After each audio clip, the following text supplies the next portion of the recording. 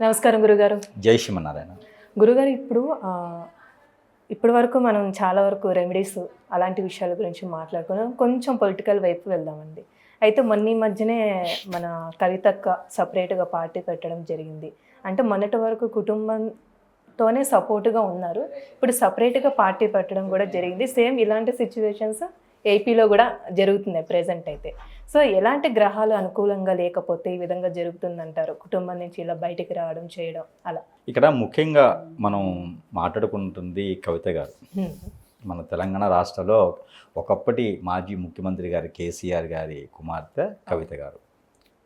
ఈ కవిత గారి విషయం తీసుకున్నట్టయితే ఆవిడ బయటికి రావడం వరకే అయితే జరిగింది. పార్టీ అయితే ఇంకా అనౌన్స్ చేయలేదు. పార్టీ అయితే ఇంకా అనౌన్స్ చేయలేదు. కానీ ప్రతిపాదనలు అయితే ఉండొచ్చు అనుకుంటున్నారు. పార్టీ శ్రేణులు కావచ్చు, అభిమానులు కావచ్చు, శ్రేయోభిలాషులు కావచ్చు, పార్టీ పెట్టబోతుందేమో అనే ఒక నినాదం అయితే ఉంది. కాకపోతే పార్టీ పెట్టినా కూడా ఆశ్చర్యపడాల్సిన విషయం అయితే ఏం లేదు. ఎందుకంటే ఒక పక్కన కేసీఆర్ గారికి కొంతమేర గ్రహస్థితి బాగలేదు.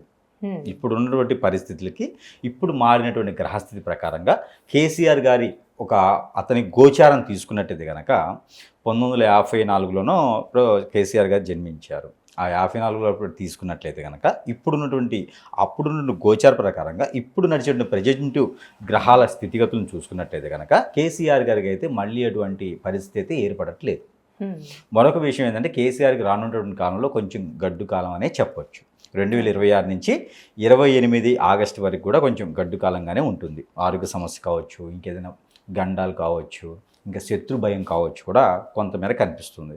ఇకపోతే కేటీఆర్ గారి విషయంకి వచ్చితే తన పరిస్థితి కూడా ప్రజెంట్ ఉన్నటువంటి గ్రహస్థితులు బాగలేదు. అతను కూడా ఆల్మోస్ట్ 76లోనే జన్మించున్నారు. ఆయన ఈ 76లో జన్మించినప్పుడు అప్పుడు ఉన్నటువంటి గోచార ప్రకారంగా చూసుకున్నట్లయితే ఇప్పుడు అంత పరిస్థితులుగా అనుకూలంగా లేవు కేటీఆర్ గారికి కూడా. ఇకపోతే వాళ్ళ ఇంట్లో వారు చేసినటువంటి మొదటిగా తప్పు ఏంటంటే కనుక టీఆర్ఎస్ పార్టీని బీఆర్ఎస్గా పరిగణన తీసుకోవటం. అది వారింట్లో ఒక రకమైనటువంటి తప్పుదాయం. ఆ బీఆర్ఎస్ అనేది వారికి కలిసి రాకపోవటం, అది ఎక్కడ తప్పు జరిగిందో తెలియదు, అలా జరిగిపోయింది. రెండో అతిపెద్ద తప్పు ఏంటంటే రాష్ట్ర స్థాయి పార్టీని నేషనల్ స్థాయికి తీసుకెళ్ళడం. ఈ రెండు కూడా వారు చేసినటువంటి తప్పులు కాక మూడో తప్పు ఏంటంటే కనుక వారే ఇంకొక రాష్ట్రానికి సలహా ఇచ్చేటువంటి పరిస్థితిలో ఉండి వేరే ఒకరి సలహా తీసుకోవటం. పార్టీలో గెలుపొందాలని ఆరాటంతో వేరే ఒక సలహా తీసుకోవటం, ఇవన్నీ కూడా వారు చేసినటువంటి తప్పులుగా పరిగణన తీసుకుంటే వారి యొక్క పార్టీ ఆ విధానాలు కొంచెం మేర పోయిన ఎలక్షన్లో కోల్పోవడమే జరిగింది. అప్పటి నుంచి కూడా వారి గ్రహస్థితి కూడా కొంత అనుకూలంగా అయితే లేదు. ఇకపోతే మీరు అనొచ్చు, మరి అలాంటప్పుడు మన కవిత గారికి కూడా కేసులు పెట్టారు, ఆవిడకి కూడా చాలా ఇబ్బంది పెట్టారు కదా అనొచ్చు. కాకపోతే ప్రతి దేవునికి కూడా దేవతకి కూడా మచ్చ అనేది ఒకటి ఉంటుంది. ఎందుకంటే నరదిష్టి నరకోశ చాలా గొప్పది. దేవుళ్ళు ఇచ్చేటువంటి దీవెన కన్నా వాడిచ్చే వరాల కన్నా కూడా నరదిష్టి అనేది చాలా ప్రభావితం చూపిస్తుంది మనిషి మీద. అలాంటి ప్రభావితం చూపించేటువంటి దేవతల మీద కూడా ఎలా ఉంటుందో వీరి మీద కూడా అది ఒక మచ్చగా చెప్పుకోవచ్చు. దానివలన వారి గ్రహ స్థితిలో ఉన్నటువంటి దోషాలన్నీ కూడా తొలగిపోయినాయి, దిష్టి దోషాలలాగానే తొలగిపోయినాయి. ఇప్పుడు పాలతో కడిగినటువంటి ముత్యం ఎలా అయితే ఉన్నారో అలా ఉన్నటువంటి వ్యక్తి ఎవరయ్యా తెలంగాణలో ఉన్నారు అంటే ఇప్పుడు మనం చూసుకున్నట్టయితే కనుక కేసీఆర్ ఇంట్లో చూసుకున్నట్టు వారి పాప కవిత గారు. ఇక బయట ప్రపంచంలో మనకి రాష్ట్రంలో తీసుకున్న మరొకటి ఏంటంటే ఆవిడ జాతకం పరిశీలించినట్టయితే ఇప్పుడు వారి ఇంట్లో కనుక కేసీఆర్ గారు, కేటీఆర్ గారు, కవిత గారు వారింట్లో ఈ జాతకాలు పరిశీలన చేసినట్లయితే కవిత గారి జాతకం రానున్నటువంటి కాలంలో ఇప్పటి నుంచి రానున్నటువంటి కాలంలో చాలా బాగుంది. ఆవిడ వచ్చేసి 78లో జన్మించున్నారు. ఆవిడ జాతకం గోచార ప్రకారంగా తీసుకున్నా ఇప్పుడు ప్రజెంట్ గ్రహస్థితిని తీసుకున్నా ఆవిడది రానున్నటువంటి దశాంతర కూడా ఆవిడకి చాలా అనుకూలంగా ఉన్నాయి. ఇప్పుడు ఆవిడకి మోస్ట్లీ ఆ గురు మహర్దశ ఏమో నడుస్తుంది. అయితే గురువులో శుక్రుడు ఏమో నడుస్తుంది ప్రజెంట్ ఆవిడకి.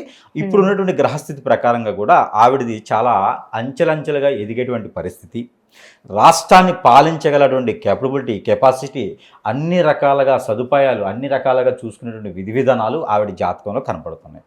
మరొకటి, ఎంత శత్రువు ఎదురుగా ఉన్నా ఢీకొనేటువంటి తత్వం ఆవిడలో ఉన్నది. ఆవిడ బుద్ధి బలంలో ఉంది, ఆవిడ చాకచక్యంగా మాట్లాడే విధానంలో ఉంది. అందులోనూ జాతకం కూడా ఆవిడకి సపోర్ట్ చేస్తుంది. ఓకే. కేసీఆర్ గారు, ఇకపోతే కేసీఆర్ గారి ఆయనకి ఉన్నటువంటి అలవాటు ఏంటంటే ప్రతిదీ ఆధ్యాత్మికంగా కూడా ఆయన ఎక్కువగా ఆలోచిస్తారు. ఉంటారు. చిన్న విషయానికి కూడా యజ్ఞ యాగ హోమాలు చేపిస్తారు. ఉమ్. అలాంటిది రాష్ట్రంలో ఉన్నటువంటి జలాన్ని పాలించేటువంటి విధానంలో ఆయనకి కూడా చాలా ఆలోచిస్తారు. ఇంట్లో దానికి అంత ఆలోచించేటువంటి వ్యక్తి రేపటి రోజున రాష్ట్రాన్ని పాలించాలంటే ఎలాంటి జాతకులు అయితే బాగుంటుంది అని ఆలోచిస్తారు. ఆ ప్రకారంగా జాతకంలో చూసుకున్నప్పుడు కేసీఆర్ గారికి, కేటీఆర్ గారికి అంత విధానంగా జాతకాలు బాగాలేవు కాబట్టి, ఎదురుగా ఉన్నటువంటి సపోర్ట్ని ఢీకొనేటువంటి కెపాసిటీ ఆ జాతకంలో లేదు కాబట్టి, కవిత గారిది ఆ ఒక కెపాసిటీ ఉంది కాబట్టి కవిత గారిని మునుముందుగా ముందంజలో నిలబెట్టారని ఒక ఆలోచన. నా ప్రకారంగా, నా ఎల్నేజ్ ప్రకారంగా, నేను జాతక ప్రకారంగా చెప్పేదానికైతే విషయం ఇది. చాలా మందిలో అవగాహన లేకపోవడం ఏంటంటే ముగ్గురు విడిపోయారు, ఎవరి చీలికలు వాళ్ళయే, పార్టీలో చీలికలు ఉన్నాయి, అవన్నీ కూడా మాటలు మాత్రమే, ఎవరు ఎక్కడా కూడా విడిపోలేదు, సపోర్ట్ చేస్తారు. కాకపోతే బ్యాక్గ్రౌండ్ ప్రత్యక్షంగానో పరోక్షంగానో సపోర్ట్ చేస్తారు.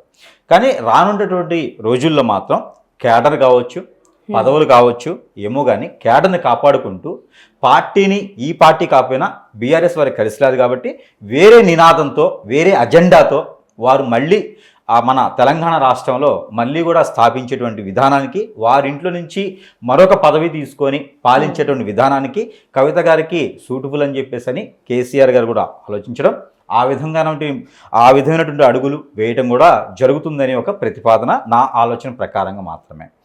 రానున్నటువంటి రోజుల్లో పార్టీ పెడితే ఆ పార్టీలో అజెండా ఒకటి తీసుకుంటే కేడర్ కావచ్చు, పదవులు కావచ్చు, అన్ని రకాలుగా బాగుంటుంది. రాష్ట్రం సుసంపన్నంగా కూడా ఉండేటువంటి అవకాశాలు లేను అని చెప్పలేము. అయితే ఏమైనా ఎఫెక్ట్ ఉంటుందండి బీఆర్ఎస్ పార్టీకి? ఒకవేళ కవిత గారు సపరేట్ అయ్యి పార్టీ పెట్టారనుకోండి, ఏదైనా ఎఫెక్ట్ ఉంటుందా? బీఆర్ఎస్ పార్టీలో ఉన్నటువంటి శ్రేణులందరూ, అంటే అదర్ పార్టీస్లో ఉన్నటువంటి శ్రేణులందరూ కూడా మామూలుగా ఏంటంటే కొత్త నీరు అనేది మనకి అవసరం. ప్రతి సంవత్సరం కూడా కొత్త నీరు వచ్చిన తర్వాత పంటలు వేస్తూ ఉంటారు, అదును అంటారు. మనకి అదునులో పంటలు వేసేటువంటి విధానం ఉంటుంది. అప్పుడు కొత్త నీరు, వర్షాలు పడి కొత్త నీరు వస్తుంది. ఈ కొత్త నీరు వచ్చినప్పుడు పంటలు వేస్తారు.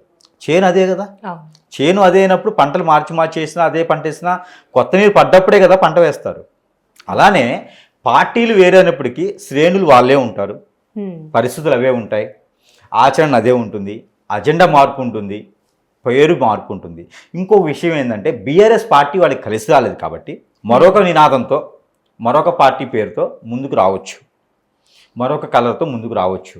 కానీ వచ్చేటువంటి విధానం, కేడర్ ఏదైనా, పరిస్థితులు ఏవైనా మనకి కనిపించేటువంటి కవిత గారు ఉన్నారు కాబట్టి కవిత గారు నినాదంలో, ఆవిడ యొక్క కేడర్లో, ఆవిడ యొక్క విధి విధానాల్లో పార్టీని ముందు తీసుకెళ్తే కనుక ఖచ్చితంగా మునుముందు రానున్నటువంటి రోజుల్లో పరిగణన తీసుకొని కవిత గారు కూడా మంచి పదవులు పెంచుకొని, అలానే రాష్ట్రాన్ని కూడా సుసంపన్నంగా చేసేటువంటి ఒక అదృష్టం కావచ్చు, ఆ పాలన కావచ్చు బాగుంటుంది. ఆవిడ జాతకం కూడా అంత అదృష్టంగా ఉంది కాబట్టి అందరం కూడా ఆశీర్వాదంగా మనం అందరం కూడా వెల్కమ్ చెప్పొచ్చు ఆవిడకైతే. ఎందుకంటే సక్సెస్ అయ్యేటువంటి అదృష్టం, అవకాశాలు కూడా మెండుగా కనిపిస్తోంది కవిత గారికి. అంటే పార్టీ విధానం కావచ్చు, పార్టీ పేరుని కావచ్చు, అసలు పార్టీ పెడుతున్నామని ఇంకా పబ్లిక్లోకి అయితే చెప్పలేదు. ఒకవేళ పెట్టాలని అందరి కోరిక, పెడితే కూడా మంచిది. తెలంగాణలో రానున్నటువంటి రోజుల్లో రామరాజ్యం ఏదైతే ఉంటుందో అది ఇప్పుడున్న ప్రజలు చూడలేదు కాబట్టి అది చూసే విధానం కూడా మనకు ఉండొచ్చేమో ఏదైనా. అందుకే చెప్పాను, కొత్త నీరు వస్తే కొత్త ఉత్సాహం వస్తుంది. అలానే కొత్త పార్టీలో కొత్త నినాదం, కొత్త ఉత్సాహం అన్ని రకాలుగా ఉంటుంది. మంచి మంచి పెద్ద పెద్ద లీడర్స్ కూడా కవిత గారి సపోర్ట్ ఉన్నారని నా నినాదం. ఎందుకంటే ఆవిడకు ఉన్నటువంటి జాతకానికి అన్ని రకాల అందరిని కూడా కలుపుకొడితనంగా ఉండేటువంటి తత్వం, ఆ ఒక నాలెడ్జి ఆవిడకు ఉన్నాయి. వాళ్ళ నాన్నగారి ఒక జీన్స్ ఉన్నాయి కాబట్టి వాళ్ళ నాన్నగారి నేతృత్వంలో అన్ని రకాలు ఉంటుంది. వాళ్ళందరూ మాట్లాడుకుంటూనే ఉన్నారు. వారిలో ఎటువంటి విధానాలు, చీలికలు అలాంటివి ఏమీ లేవు, అన్నీ బాగున్నాయి. వాళ్ళు గంగా, యమున, సరస్వతి ఎలా అయితే ఉన్నారో అలా అదేవిధంగా ఏకనదిగానే ఉన్నారు వారు. కానీ వారి జాతక ప్రకారంగా ప్రజల్లోకి ఎవరు వచ్చినా మంచి చేయాలనే ఆలోచన వారికి ఉంటుంది కాబట్టి మంచి చేయడానికి, మంచి చేస్తారనే ఒక ఉద్దేశం, సదుద్దేశంతో మనం అది ఎదురు చూద్దాం. ఆ తెలంగాణ రాష్ట్రానికి మళ్ళీ కూడా రామరాజ్యంగా వచ్చేటువంటి అదృష్టం ఏమి ఉంటుందేమో, అది కవిత గారి వల్ల అయితే ఇంకా అదృష్టం. అంతే, ఇది కవిత గారి యొక్క ఇది విధానం. ఓకే అండి, చాలా చక్కగా తెలియజేస్తారు. Thank you so much.